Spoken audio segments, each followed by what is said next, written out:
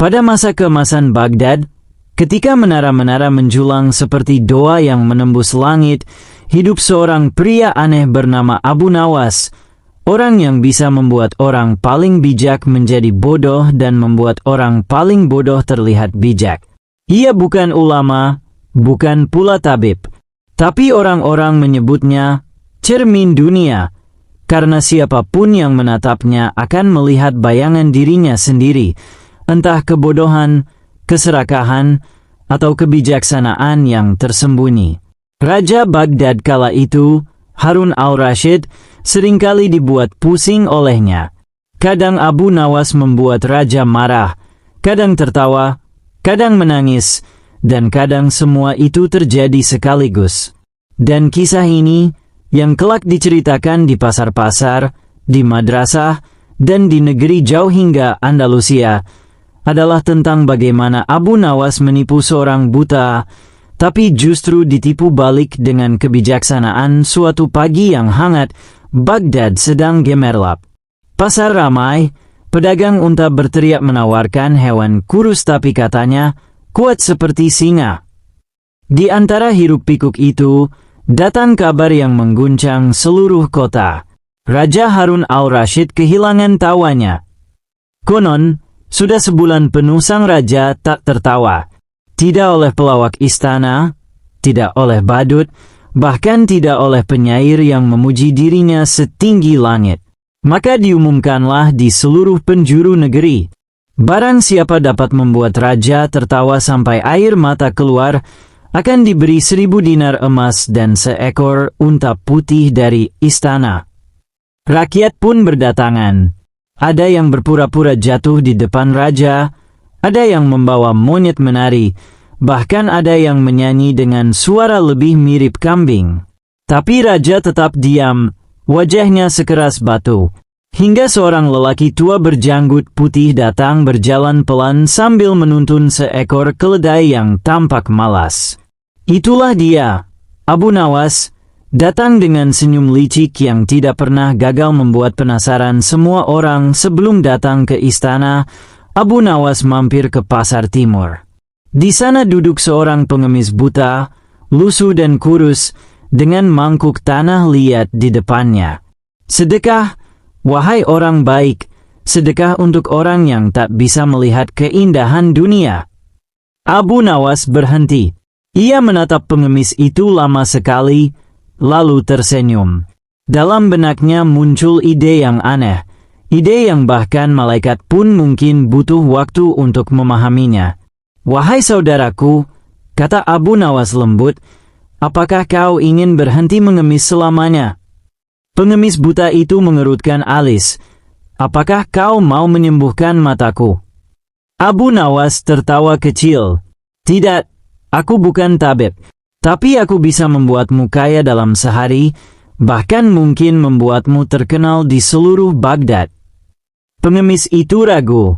Tapi ketika Abu Nawas berkata, "Dan kau akan mendapat bagian dari 1000 dinar emas," maka sang buta langsung menjawab, "Aku ikut." Malam itu, Abu Nawas menjelaskan rencananya. "Kau akan berpura-pura sebagai orang suci, seorang wali yang bisa melihat dengan mata hati. Aku akan menjadi muridmu yang setia, dan bersama-sama kita akan membuat raja tertawa." Si buta terdiam. "Tapi aku buta sungguhan, bagaimana kalau raja memerintahku membaca sesuatu?" "Jangan khawatir," kata Abu Nawas, "aku akan membantumu diam-diam. Kau hanya perlu menirukan kata-kataku, dan dunia akan percaya kau bisa melihat hal-hal yang tak terlihat." Si buta mengangguk. "Baiklah, Abu Nawas.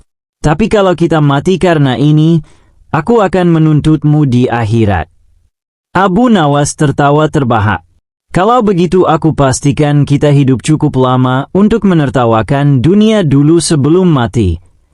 Keesokan harinya, Abu Nawas dan si buta datang ke istana. Raja duduk di singgasananya, dikelilingi oleh wazir, jenderal, dan para ulama. Ketika Abu Nawas datang, semua mata langsung memperhatikannya, sebab semua tahu Bila Abu Nawas datang, maka kebodohan atau kebijaksanaan sedang menunggu di depan pintu. Wahai Raja yang agung, kata Abu Nawas sambil menunduk, hari ini aku datang membawa seorang sufi besar dari tanah Persia. Ia buta, tapi dapat melihat kebenaran dengan mata hati. Raja menatap si buta. Apakah benar kau bisa melihat kebenaran meski tak memiliki mata? Si buta menjawab, ya, Paduka, aku bisa melihat apa yang tak bisa dilihat oleh mata manusia biasa. Raja mulai tertarik. Baiklah, kalau begitu, aku ingin menguji kemampuanmu. Raja mengambil cincin emas dari jarinya. Wahai orang suci, katakan apa yang sedang kupegang. Si buta mulai panik, tapi Abu Nawas berbisik pelan dari belakang. Katakan, sesuatu yang kecil tapi berharga. Maka si buta berkata, Paduka sedang memegang sesuatu yang kecil, berharga, dan mengikat janji seorang raja. Semua terdiam. Raja menatapnya kagum. Benar, ini cincin kebesaranku. Ruang sidang menjadi riuh. Orang-orang mulai berbisik kagum pada sang sufi buta, namun raja belum puas. Ia ingin memastikan bahwa ini bukan kebetulan. Ia mengambil sebuah kendi berisi air dari dekatnya. Kalau kau benar-benar bisa melihat dengan mata hati, katakan apa isi kendi ini. Abu Nawas lagi-lagi berbisik. Katakan sesuatu yang menenangkan dahaga. Dan si buta menjawab, itu berisi sesuatu yang menenangkan dahaga dan membersihkan hati. Raja terdiam sejenak, lalu tertawa kecil. Benar, ini air. Ia mulai sedikit tersenyum. Para pejabat istana bertepuk tangan kagum. Tapi Raja Harun al-Rashid bukan orang yang mudah ditipu dua kali. Dalam hatinya, ia sudah mencium bau kelicikan. Raja memberi isyarat kepada seorang pengawal untuk membawa kotak kecil berisi ular hidup. Kotak itu ditutup rapat, dan Raja berkata, sekarang, wahai orang suci, katakan apa isi kotak ini. Abu Nawas tetap berbisik, tak tahu apa isinya. Katakan, sesuatu yang berharga dan indah. Si buta menjawab dengan yakin, Paduka sedang memegang sesuatu yang berharga dan indah. Raja tiba-tiba tertawa keras. Kau salah, isinya ular berbisa. Semua orang terkejut. Tapi sebelum ada yang sempat menertawakan, Abu Nawas maju dan berkata cepat, Paduka benar. Ular adalah makhluk yang indah ciptaan Tuhan, berharga bagi ekosistem, meski berbahaya bagi manusia. Raja terdiam. Seketika suasana hening. Kemudian, tanpa sadar, Raja tersenyum. Senyum pertama setelah sebulan, namun sang Raja belum mau menyerah. Ia ingin tahu, apakah sang sufi buta benar-benar sakti, atau hanya alat permainan Abu Nawas. Ia berjalan ke sisi lain ruangan, jauh dari tempat Abu Nawas berdiri, dan berkata, sekarang aku berdiri di tempat yang tak bisa kau lihat. Katakan, apa warna jubahku hari ini? Abu Nawas tidak bisa membantu, ia tak melihat dari jauh. Si buta terdiam lama, lalu berkata pelan, aku tak tahu warna jubahmu, Paduka, tapi aku tahu warna hatimu. Semua terkejut. Raja menatap dengan mata berbinar. Warna hatiku. Ya, warna hati seorang raja yang mulai bahagia lagi. Maka pastilah jubahmu berwarna seperti kebahagiaan, terang, bukan gelap. Raja tertegun. Lalu tiba-tiba ia tertawa, keras, lama, dan tak berhenti. Air matanya menetes. Untuk pertama kalinya dalam sebulan, Raja Harun al-Rashid benar-benar tertawa terbahak. Raja lalu berkata, Abu Nawas, kau berhasil membuatku tertawa. Kau pantas menerima 1000 dinar dan seekor unta putih. Abu Nawas menunduk. Terima kasih, Paduka. Tapi aku tak pantas menerima semuanya sendiri. Separuh milik saudaraku, si buta. Raja mengangguk setuju. Namun sebelum Abu Nawas sempat melangkah keluar, si buta berkata, "Paduka, bolehkah aku bertanya sesuatu?" Raja menjawab, "Tentu, wahai orang bijak." Si buta berkata, "Siapa yang lebih buta? Aku yang tak bisa melihat, atau orang-orang yang melihat tapi mudah ditipu oleh kata-kata?" Ruang sidang hening. Raja menatap Abu Nawas, yang kini tersenyum malu. Lalu Raja berkata, "Hari ini, aku tertawa karena kebodohanku sendiri." Kabar tentang tawa Raja yang akhirnya pecah karena ulah Abu Nawas dan orang buta itu menyebar ke seluruh Baghdad lebih cepat daripada aroma roti hangat di pasar pagi. Orang-orang di kedai kopi bercerita dengan semangat. "Kau tahu, orang buta itu membuat Raja tertawa hanya dengan kata-kata. Dan Abu Nawas kembali kaya hanya karena kebodohan istana." Tapi di balik semua tawa itu, ada satu wajah yang tak tersenyum. Wazir Agung Jalaluddin, penasihat kerajaan yang terkenal iri pada kecerdikan Abu Nawas. Ia berkata dengan geram kepada bawahannya, "Aku tak bisa biarkan pengemis buta dan badut tua itu mempermainkan istana. Hari ini Raja tertawa. Besok mungkin ia mempermalukan seluruh menteri." Sejak hari itu, Wazir Jalaluddin mulai merencanakan sesuatu. Rencana yang akan menguji bukan hanya kecerdikan Abu Nawas, tapi juga kebersihan hatinya. Beberapa hari kemudian, kabar aneh menyebar. Abu Nawas dan si buta menipu Raja. Mereka menggunakan sihir suara dan trik rahasia. Rumor itu meluas seperti api yang menjelat jerami kering. Di istana, beberapa pejabat mulai membisikkan hal yang sama ke telinga Raja. "Paduka, mungkin Abu Nawas bukan membuat Anda tertawa, tapi menyihir Anda." Raja yang bijak, walau sedikit heran, tidak langsung marah. Ia berkata, "Kalau benar Abu Nawas menipu, biarkan kebenaran datang dengan caranya sendiri. Karena kebenaran dan kebohongan tak bisa tinggal di satu ranjang lama-lama." Namun Wazir Jalaluddin tidak puas. Ia datang membawa ide kejam. "Paduka, izinkan saya menguji Abu Nawas. Bila dia jujur, biarlah dia bebas. Tapi kalau dia penipu, biar rakyat tahu siapa yang mempermainkan kerajaan." Raja mengangguk. "Baiklah, buat ujian itu. Tapi jangan menumpahkan darah." Dan ujian pun disiapkan. Ujian yang tak pernah terbayangkan oleh siapapun. Keesokan harinya, di alun-alun Baghdad, diumumkanlah sebuah tantangan. Abu Nawas diperintahkan membuat orang buta melihat tanpa menggunakan sihir atau tabib, hanya dengan akalnya sendiri. Bila gagal, semua hartanya disita untuk kerajaan. Rakyat berdatangan seperti lebah ke madu. Mereka ingin menyaksikan apakah penipu terkenal itu bisa membuat mukjizat baru. Abu Nawas datang dengan wajah tenang, meski di dalam hati ia menggerutu.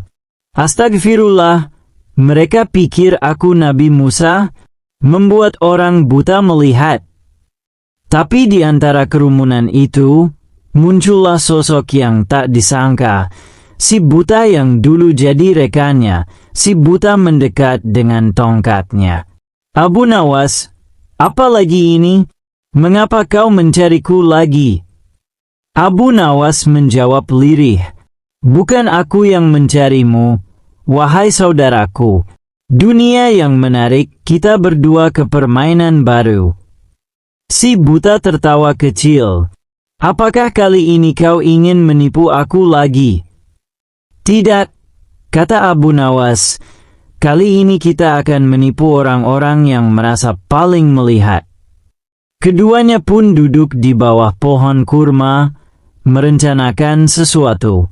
Tapi kali ini, Abu Nawas tak ingin menang dengan tipu daya semata.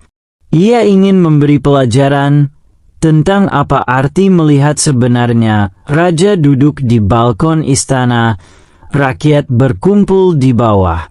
Abu Nawas dan si buta berdiri di tengah alun-alun. Wazir Jalaluddin tersenyum licik di sebelah raja. Baiklah, Abu Nawas, kata raja, buktikan kebijaksanaanmu. Buat orang buta itu melihat. Abu Nawas menunduk, lalu berkata keras, "Wahai rakyat Baghdad, hari ini aku akan membuat orang buta melihat, bukan dengan mata, tapi dengan kebenaran." Ia memegang bahu si buta. "Wahai saudaraku, katakan kepada kami apa yang kau lihat selama hidupmu." Si buta menjawab pelan, "Aku melihat keserakahan orang yang sudah kenyang, keangkuhan orang yang berpakaian bagus, dan kebutaan orang yang matanya terang." Rakyat terdiam. Abu Nawas menoleh ke raja. "Paduka, bukankah itu penglihatan sejati? Melihat kebodohan manusia yang melihat tapi tak memahami." Raja mengangguk pelan, mulai tersenyum. Tapi Wazir Jalaluddin berseru, "Itu bukan mukjizat. Dia masih buta." Abu Nawas menjawab tegas, "Benar, matanya buta, tapi hatinya terang. Dan banyak di antara kita yang matanya terang tapi hatinya buta, termasuk aku, dan mungkin, wahai wazir, termasuk engkau." Kerumunan mulai bersorak, sebagian tertawa. Wazir Jalaluddin merah padam. Raja berdiri dan berkata, "Abu Nawas, engkau membuat seluruh Baghdad melihat hari ini. Engkau membalikkan makna buta menjadi cermin bagi kita semua." Abu Nawas menunduk hormat. "Paduka, saya hanya meminjam kebijaksanaan dari orang yang tak bisa melihat tapi memahami cahaya." Raja kemudian memerintahkan hadiah baru, 1000 dinar lagi untuk si buta, dan kebebasan dari pajak selamanya. Rakyat bersorak, tapi di antara sorakan itu, Wazir Jalaluddin menghilang. Seperti bayangan iri yang takut pada sinar kebijaksanaan malam itu, Abu Nawas dan si buta duduk di tepi sungai Tigris. Langit dipenuhi bintang, dan air berkilau seperti kaca. Abu Nawas berkata, "Kau tahu, aku dulu menganggap diriku paling cerdik di Baghdad. Tapi hari ini aku sadar, kecerdikan tanpa hati hanyalah pedang tumpul." Si buta tersenyum, "Dan aku mengira aku tak punya apa-apa. Tapi ternyata, kebutaanku membuatku bebas dari keserakahan dunia." Keduanya terdiam sejenak. Abu Nawas menatap sungai, lalu tertawa pelan. "Anehnya, orang buta membuat dunia melihat, dan orang yang paling pintar justru belajar darinya." Si buta menjawab, "Begitulah Tuhan bekerja, Abu Nawas. Ia sering membalikkan keadaan agar manusia belajar rendah hati." Keesokan harinya, kisah itu menjadi buah bibir. Anak-anak di pasar menirukan Abu Nawas dengan tongkat kayu. "Wahai paduka, kebutaan bukan di mata tapi di hati." Para penyair menulis syair, para pedagang menamai kedainya dengan cahaya si buta, dan para ulama menyampaikan khutbah Jumat dengan kisah ini sebagai pelajaran. Raja Harun al-Rashid tersenyum ketika mendengarnya. Ia berkata kepada penulis istana, Tulislah kisah ini. Biarkan menjadi pelajaran bagi raja-raja masa depan bahwa tawa sejati lahir bukan dari kelicikan, tapi dari kebijaksanaan.